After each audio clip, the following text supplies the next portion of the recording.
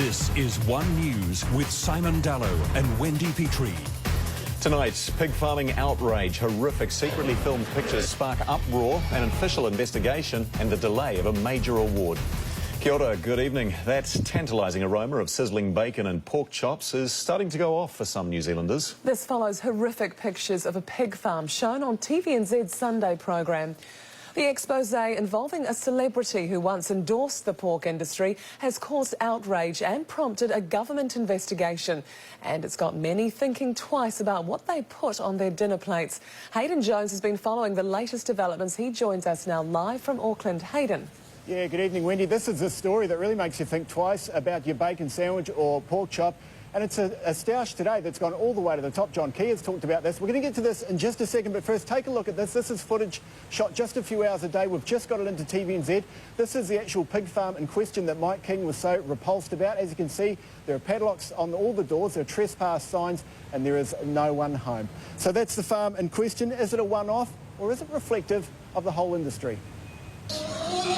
These are the pictures that turn pig promoter Mike King against his former employer, and they may make you question where your bacon comes from. I will not be a party to this brutality, this callous, evil treatment of pigs. Mike King's celebrity endorsement has mobilised animal rights campaigners. In Wellington, they set up outside the pork board.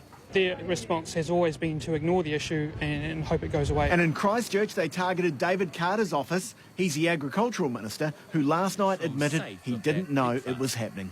I didn't know to the extent to which they were confined other than for farrowing purposes. Farrowing is when the sow is howled to feed her piglets, but this video shows pregnant pigs in these stalls. Dr. Peter O'Hara heads the committee which advises the minister on how pigs should be treated. He's okay with what he saw last night. He says pigs need to be contained for their own safety. Viewers were to see the pictures of sows in a group housing situation fighting amongst themselves. I think they'd find that just as distressing. The pork board, whose industry could be damaged by this debate, say this farm is not representative of the industry. We're very fortunate in New Zealand that well over half of our production is either free-range or stall-free. And today the pig debate went right to the top. Look, I found it very, very disturbing. As for Mike King, trespass be damned, he's promising to break into more piggeries. The money he made from promoting pork has left a sour taste in his mouth. I probably, like most of the farmers that are continuing this barbaric practice, was blinded by the money. And that's something I have to live with. Already there is one casualty. Wednesday's national final of the Bacon of the Year Awards has been postponed. They may not be the only victim by the time the stoush is over.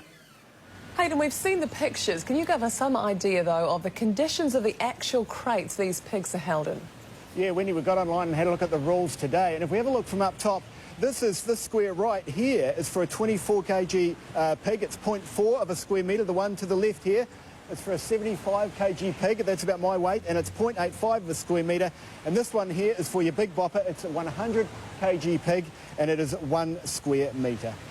Now, the government will decide later this year whether this is fair enough for your average pig.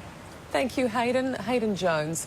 And feelings are running high on our website about pig farming conditions. You can have your say by going to tvnz.co.nz.